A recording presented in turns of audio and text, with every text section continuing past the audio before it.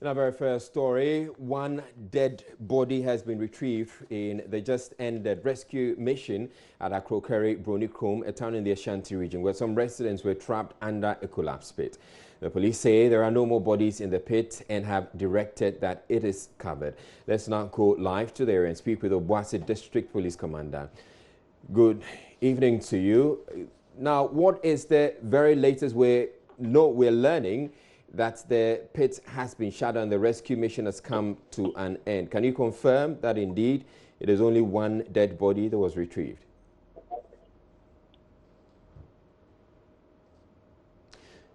Good evening, sir. If you can hear me, I want to know the very latest update we have on the rescue mission at the mine pit collapse. Good evening, sir.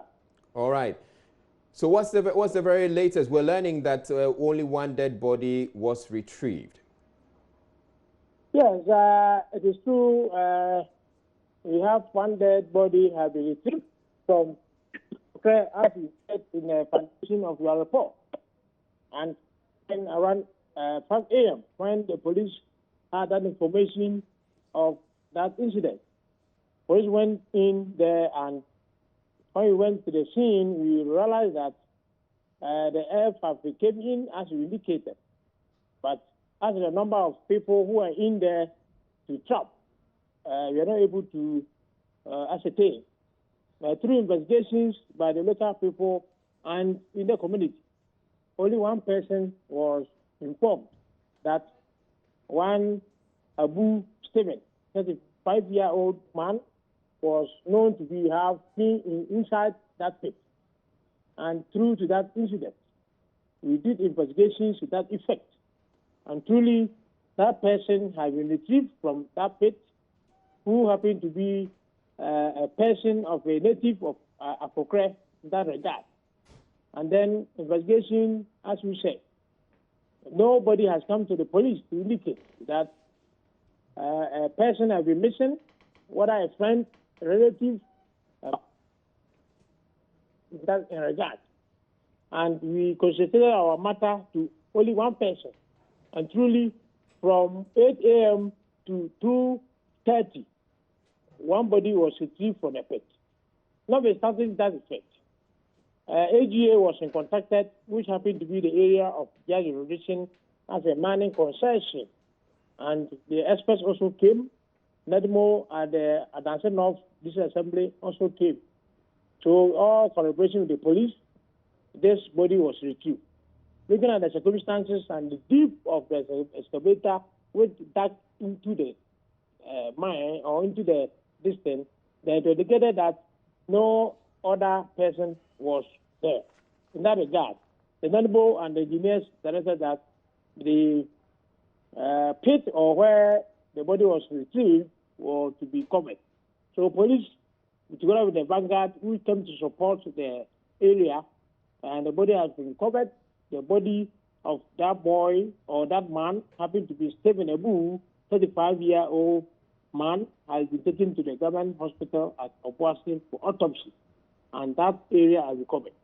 Notwithstanding that, the area happened to be a crime scene as it's supposed to be. By looking at the political area, it is a toilet in the center of Akrokeri town. And looking at this, I have to use common sense to determine that since the area has been covered or the pit has been covered precisely, the area is not a crime scene anymore. Anybody can go there because of the area being condoned, being an area where they should go and eat themselves, being a toilet, community toilet. And there's no any alternative in that area. Police decided that anybody can go there to eat him or herself at that area. So far, only one person has been retrieved. Technical knowledge and the system, we are able to cover the area, and being supposed to be condoned for further investigation, it has been cleared because of the normal advice and technical advice. It is being cleared, and anybody who is supposed to go to eat themselves at that particular area of the toilet also can go. So thank you very much Now, for this argument. DSP, from what you're telling me, you're saying that there's a public toilet or public place of convenience in that area, and so you have decided that you would allow the people to use the place even though it would have been a crime scene. Yes, and that's what I'm trying to tell you that. The toilet itself, it is the duct or the pit was just close to the toilet where the body was retrieved. By technical knowledge, it has been covered. And as I told you, it's a center of Akokore town where it is a public toilet. You get my point. And no, is there no risk that this place where you're saying it's a public place of convenience could also cave in if we've had one that's happened just close by? Oh, no, at the moment, it is being properly covered. Properly covered. Medical and technical officers have been there, and the advice I take from them as a city officer is that the area has been covered. There's no pit. Now, as I'm speaking, if you are able to go to the place, it's being covered that they can even use it for even a community football park or any other way, because it's a very vast area where the toilet has been built for community use. And when it has happened to say that the area has been covered, we cannot use it as a crime scene as I'm speaking today. So it's a public convenience and it is very dangerous. If the police decided in otherwise to use the area as a crime scene and nobody should go there to use themselves. In other words, you are telling me or you are telling the community that they should use themselves outside the toilet within the public. It's going to be a health hazard. In that capacity, we also liaise with the community, liaise with the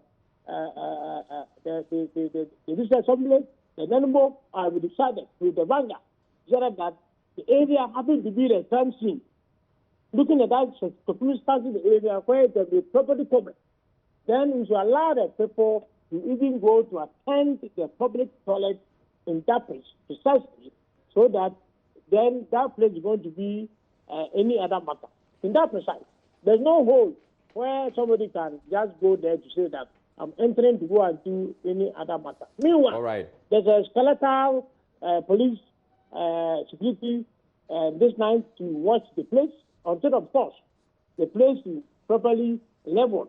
I'll talk to the network coordinator as an ordinary person and a police officer that the area where it has already been done can use as a park, so that even the school children can play football there to cover the area, or in other wise, you can use it for other projects in that person. All right. The DC for Adasenov has been accordingly, informed about that capacity. All right. Thank you. Thank you very much. Is good at the about that matter. Thank you very much, DSP Martin Essenso. And DSP Martin Essenso is the District Police Commander for Obuasi. And we're moving on. The Ayawaso North Municipal Assembly, which is believed to host some of the vicinities in Accra with the worst sanitary conditions, has embarked on an exercise to clean up its act. It says it will, from August, commence the prosecution of sanitation offenders. Municipal Chief Executive Mohammed Zakaria, who has been touring Mamobi and its environs in a move to enforce its bylaws on sanitation, says the Assembly is also determined to ensure all shops, food vendors, markets and houses have dustbins. Maxwell Agbagba has more on this report. Small drainage system that runs behind some buildings here is actually filled with plastics. The Municipal Chief Executive of the Ayawaso North Municipal Assembly says he's committed to a one dustbin, one household project to make Mamobi one of the cleanest places. He says that dream fits into the president's aspiration of making Accra one of the cleanest cities in Africa. Yes, sensitization will continue up to the end of this month, but first week in August, because this project is sustainable. One being per household, it's a collaboration between Assembly and then UPPR. I will make sure that everybody gets one. The president's vision of making Accra the cleanest city by the end of his term. Okay, is this not going to be a flash in the pan like we've seen with other projects? It's not going to be like a 9-day wonder? I don't think so. It's not a 9-day wonder. It's not going to be a 9-day wonder. I don't think so. This is not a ban for rearing cattle. This is one of the alleyways here at Mamobi. But a resident here has been rearing his livestock here. Aside from the stench that emanates from the cow dung here and the urine here, it is also very dangerous. So far, I'm very excited about it, yeah, because the cows are causing a lot of problem here. Yesterday, the cows even hit a old woman here. So, yeah, so we beg you people that you should come and tell them and you should pick the cows here. Yeah, so I'm very excited. You people are here. So we thank you. We thank Nanado, Danko, Akufo-Addo. Another man we've been speaking to has 14 tenants. 2 toilet facilities in his house have been closed. Tenants have no chance to use the toilet facility. They are compelled to resort to other means. One house is a family house, second one is a rental house. So sometimes it's difficult, sometimes when talking to tenants, but gather money, I don't know. During the tour by the municipal chief executive, a landlady came out to meet the team, and she came to report one of her tenants. She says her tenant cooks for the public, and she does so in unhygienic condition. She wants authorities to summon and prosecute her. We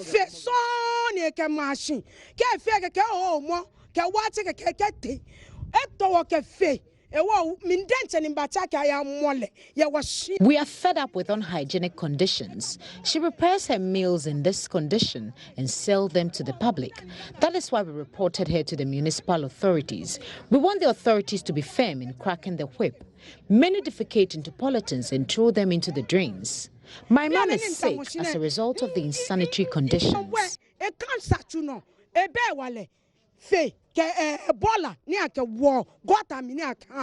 It's fit me for court. If you go anywhere for this area, take them for court. I go choke you people. You go catch.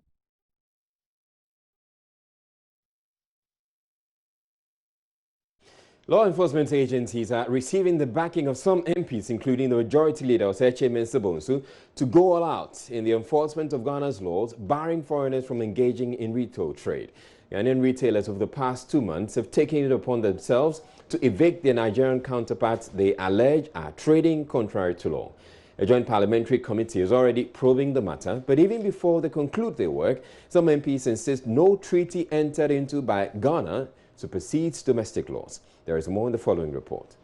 MP for Menchia North, Collins Owusu-Amankwa, made a statement on the floor condemning the recent clashes between Ghanaian and Nigerian traders. Permit me to call on all the parties involved in the current disputations to exercise restraint in dealing with this matter and be circumspect with their utterances, actions and statements in order not to inflame passions which may have the potential to escalate the impasse. It may serve us well if we avoided stereotyping persons and groups with negativity. This was backed by MPs, including a Majority Leader, who insisted under no circumstance must foreigners engage in retail trade unless they meet the legal requirements. Ghana has ratified conventions. Yes, we ratify conventions, but the conventions cannot supplant our constitution. As simple as that.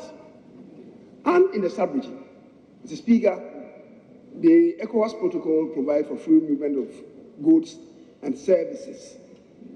When the goods arrive at any destination, the laws of the countries provide that retail business should be in the hands of the citizens. It is so in Nigeria. It is so in Ghana. It is so in Cote d'Ivoire. So let nobody say that because you have ratified the ECOWAS protocols, we should allow citizens from other countries, including the sub-region and even elsewhere, Chinese, Turkish, and so on, to engage in retail business. He also revealed an inter-agency investigative team put together by the Trades Ministry found that foreigners were breaching Ghana's laws. What came to the fore is that some of them have registered businesses to deal with certain defined items, and then they have reverted, and they are dealing in the sale of spare parts. Two prominent citizens from some countries, they've registered to deal in hospital equipment And they are using the same registration number and certificate to deal in spare parts. Who would accept that? Mr. Speaker, that is very fraudulent. It's fraudulent. And then when the Ghana Standard Board were called into the picture, it came again to the fore that many of the spare parts and equipment that are being sold by foreign nationals are substandard. Deputy Trade Minister Carlos Ahinkra, however, says enforcing the trade laws may prove difficult. Part of the law claims that foreigners cannot do retail in Ghana. And the question is, when they do the retail in Ghana, do they have that right to go out there and enforce? No, because the laws are not given the power of enforcement. So what anybody can do, if you find a foreigner going ultra-vires, is to take the person to court, or this foreigner to court, to seek the court's direction as to how to handle this matter. And so this is becoming increasingly impossible. MP for Asin North, Kennedy Japan, meanwhile, has some concerns about how high interest rates are making it difficult for Ghanaians to compete with foreigners. A parliamentary joint committee probing the recent clash is expected to release its report shortly. Minister of State in charge of procurement, Adjoa Safo, says the government will investigate a petition over the award of 12 contracts to renowned architect Sir David Ajay. In the petition addressed to the President and copied to the Speaker of Parliament, coordinator of the consortium, Dr. Eko Sam, said that contracts were awarded without due process. The Minister in charge of procurement says investigations into the matter will put it to rest.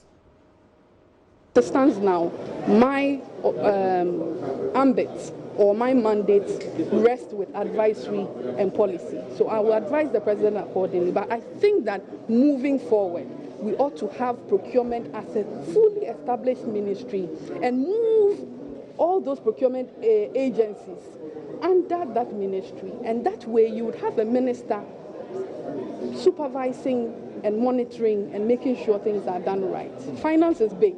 Finance is huge and has many tentacles.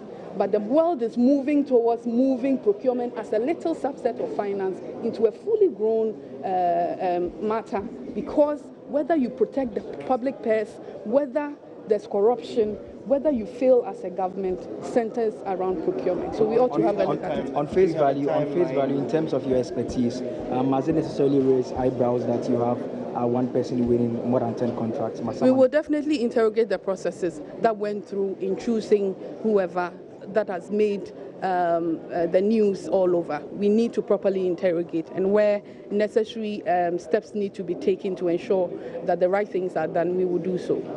Do you have a timeline for which you want to do this investigation? The President is out of the country. We have a President acting.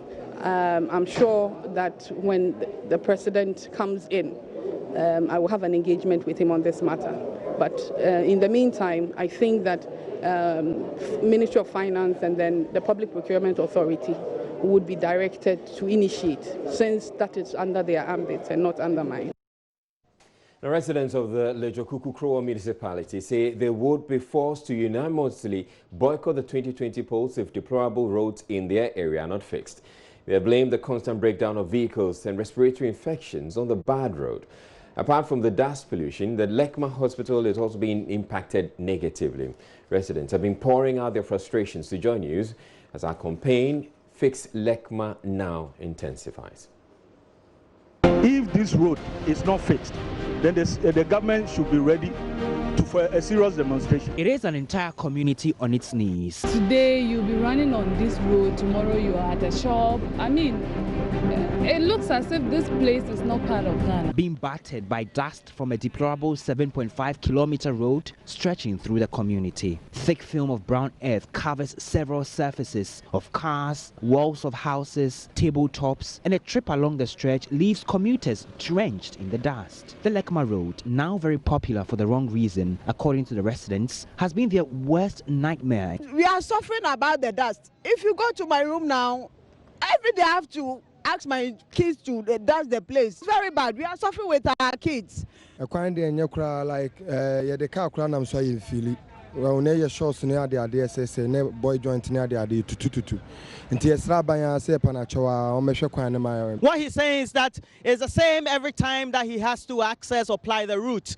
There are times that sometimes they want to bring people who are sick, could be pregnant women, etc., to the hospital, this very hospital, and they can't access it as quickly as possible for the emergencies. The impact on small businesses along the stretch is telling. You know,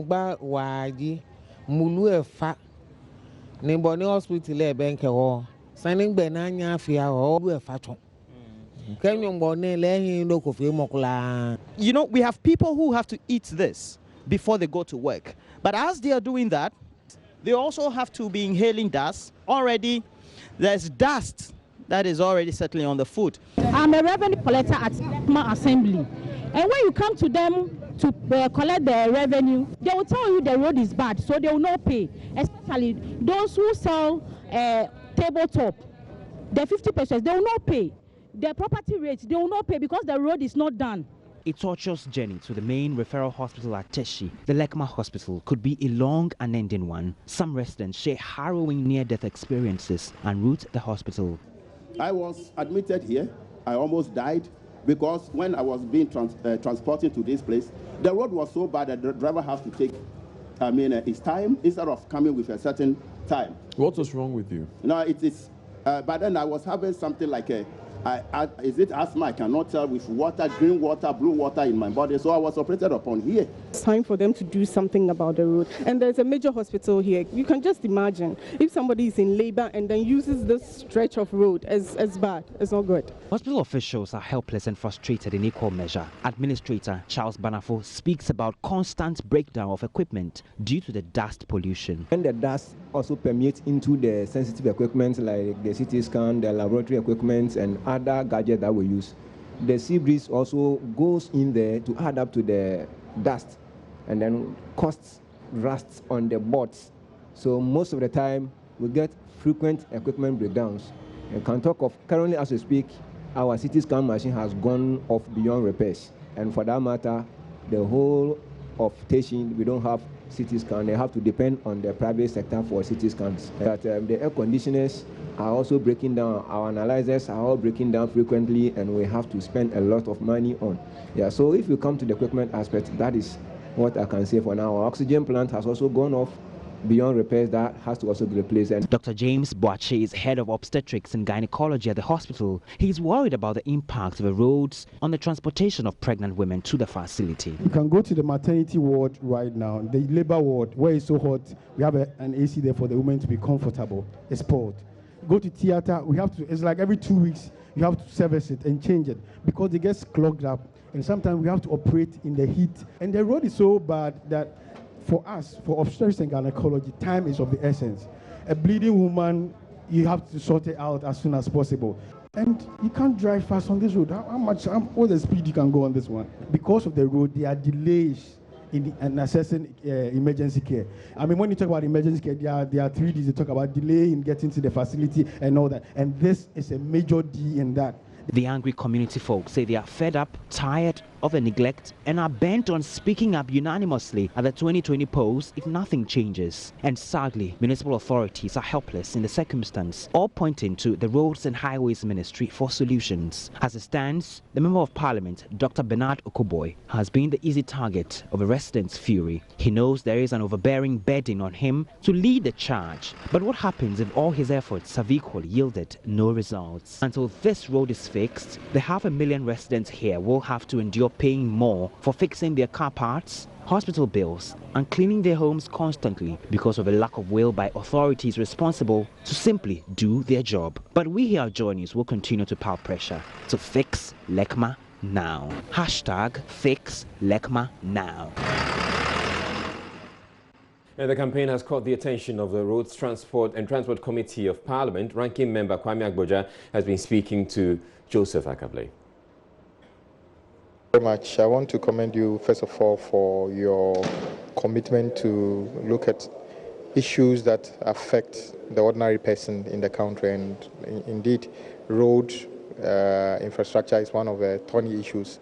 I'm sure you also noticed that the largest number of questions filed to a minister in Parliament is to the road minister. In fact, the Minister of Roads and Highways answers questions every Friday in Parliament simply because the volume of questions. It means that we all need roads in our areas. There's a general decay on the condition of our roads currently. Then the amount of money going into maintenance and new projects has dwindled significantly. In 2017, you saw the budget and what was released. 2018, it was increased a bit. 2019, it was further increased. But the real releases going to the ministry is a problem. It's making life very difficult. So the Lekma Road you talked about is one of those areas within the city where we require urgent attention because it's leading to a health facility. But unfortunately, because of funding, we are not able to do that. And sometimes when I say because of funding, it's not that we don't have any money at all. But if you notice, like I've been saying, I don't understand the reason for government's decision to cap almost everything. The road fund is supposed to generate about 1.2, 1.3 billion a year. I am sure if that money is available to government, a lot can be done. Indeed, in the past, that was used as a collateral to attract a UBA loan. But that was supposed to have been paid off in, I guess, last year. So we should have been able to have 1.3 billion Ghana cedi money for a road ministry. But because of the capping act that this House passed, they are taking almost 600 million Ghana cedi out of it through capping. Even if not 600, over 400 million out of it. That 400 million is a lot of money that can do a lot. So it is a deliberate government decision not to invest in the road sector. The National Identification Authority has identified internet connectivity as the biggest challenge with this ongoing mass registration exercise, which recently ended in the Greater Accra region. Executive Secretary Professor Ken Atefa explains the challenge is frustrating the timely issuance of the national IDs to applicants. Addressing a news conference in Ho, Professor Atefa, however, assured the authority is exploring advanced technologies to ensure the problem does not frustrate the mass registration exercise when it starts in the Volta region next week, Monday. Fred Kwame Atari's report. The just ended Ghana Cards mass registration in the Greater Accra region, which saw the registration of over 1.9 million qualified Ghanaians, was marred with some challenges. Paramount among the challenges was the delay in issuance of the cards. Some residents who spent long hours in queues ended up not receiving their cards as anticipated.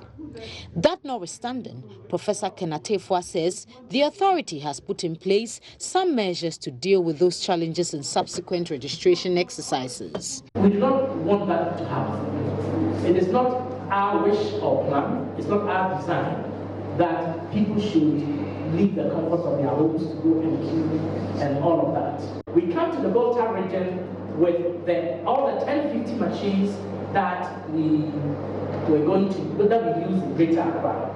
One of the measures we put in place is the suspension of the registration in OT. Originally, we were going to do OT and Volta regions together so that we would have had to share the equipment. So we decided that we will not share the equipment, we'll bring all of it into this region.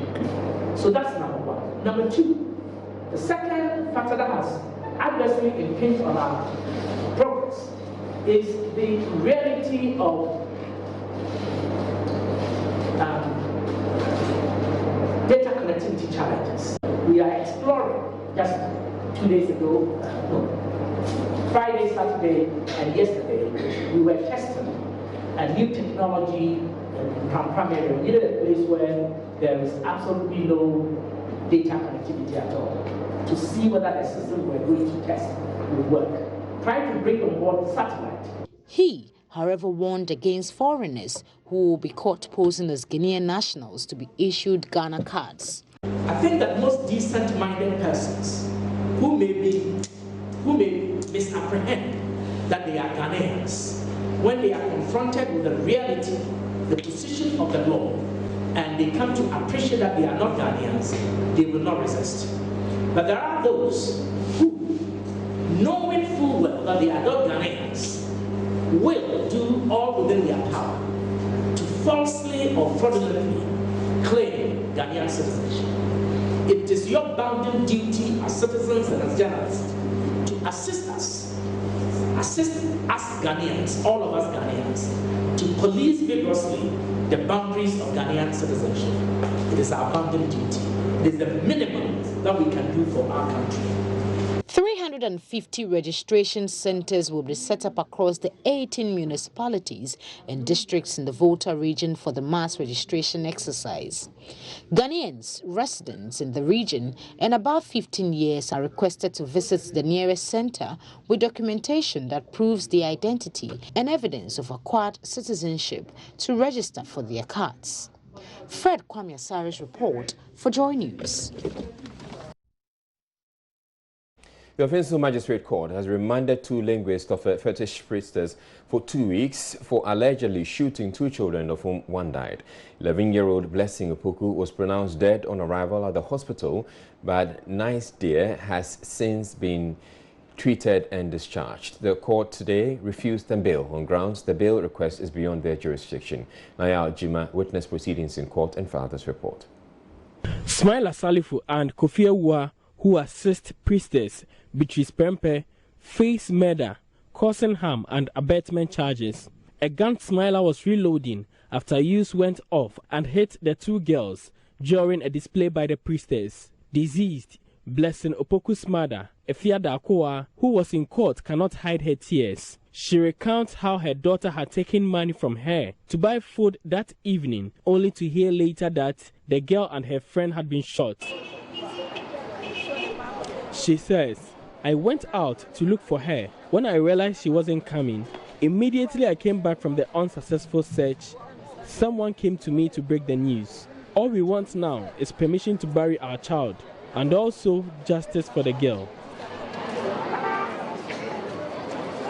Fetish priests in the area have condemned the act, insisting the priestess is an unauthorized one. Spokesperson Nana Oseitre says the priestess flouted regulations by using live ammunitions instead of gunpowder.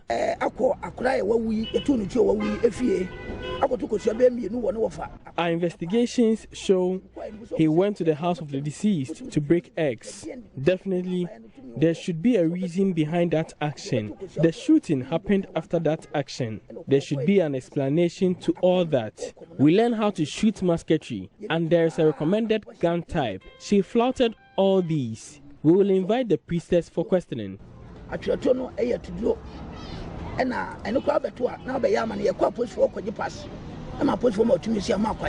Wounded victim Nice Dear Adams has since been treated and discharged from the hospital. Deputy Superintendent of Police Edmond Nyamecha leads investigations into the matter, with priestess Beatrice being held for questioning. 2 other suspects, one of them named Kofi Champon, are on the run. From Offensive for Joy News, Nana Ojima reporting. Government has been urged to decriminalize narcotic drug usage in Ghana. The civil society organizations pushing this agenda want users, producers and suppliers of narcotics to be given non-custodial sentences rather than imprisonment. The call was made at the maiden edition of a public lecture series on drug policy reforms. Henry Kwesi Padu has more on the following report. Possession of narcotic drugs in Ghana is illegal and prohibited under the laws. Persons found guilty for various drug offences are liable to not less than 10 years imprisonment. At the first ever public lecture on drug policy reforms, stakeholders explained sentencing able-bodied persons for using narcotic drugs is a waste of human resources. Jonathan Osewusu is Executive Director for Justice for All Foundation. A country where the drug policies are not restrictive and it's always talk about punitive measures. We have gone to the prisons, that is the work we do. And we realize that able young men are there and they are not serving any purpose. Rather, we are spending money on them. So what we are appealing to the Parliament and the Parliamentary Committee on Defense and Interior is simple, that now the Narcotics Control Commission bill should look at seeing narcotic use as a public health matter and a human right matter, which is now the practice across the globe, rather than it being criminal. Because when you put them into prison, they go there, they get hardened, they meet other criminals, they come back, and the recidivism rate is high.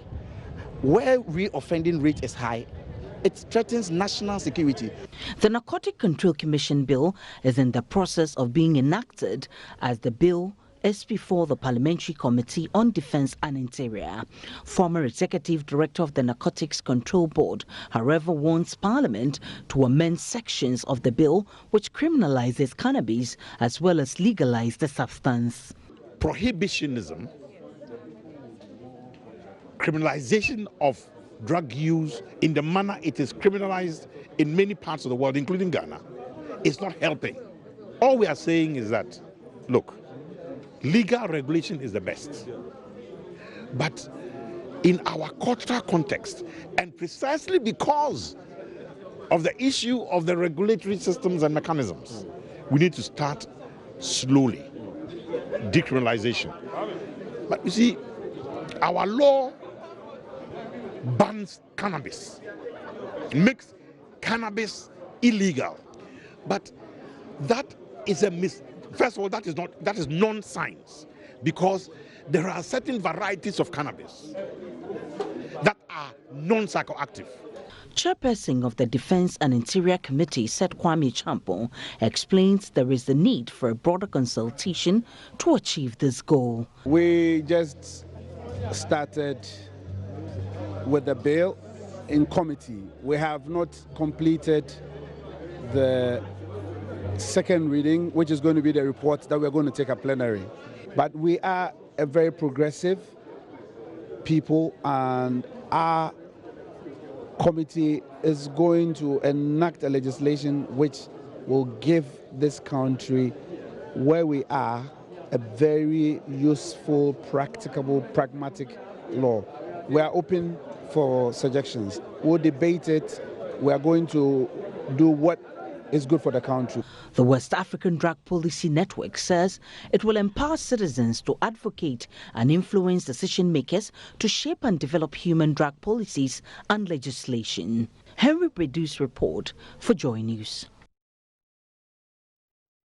Now, apportioning electricity bills amongst consumers in a household where several tenants draw electricity from a common meter is one of the biggest sources of conflict in most Ghanaian communities. Often, the landlord whose responsibility it is to apportion is accused of taking up the least whilst pushing the larger chunk onto the tenant. 3 computer engineering students of the Kwame Nkrumah University of Science and Technology, who obviously may have once been confronted with such a conflict, have thought up a smart solution. Hilary Ruby Lani Kisa, Frederick Obing Nyako, and Sonia Leninso Efuakoto have designed a distribution panel for real-time monitoring of the amount of electricity consumed by specific gadgets in any household. Lava Firm's Kwesi Debra has been speaking with them about their conflict resolution technology. The distribution panel, also known as breaker panel, is a component of electricity supply system that divides electrical power feed into subsidiary circuits. It also provides electrical protection for each circuit in a common enclosure. Hilary Ruby Lani Kisa. It works in such a way that all the electrical components you could think of are connected to this panel. So every working electrical gadget in your home is connected to this. So because of this, we undertook a survey and we realized that 50% didn't really know what the distribution panel was.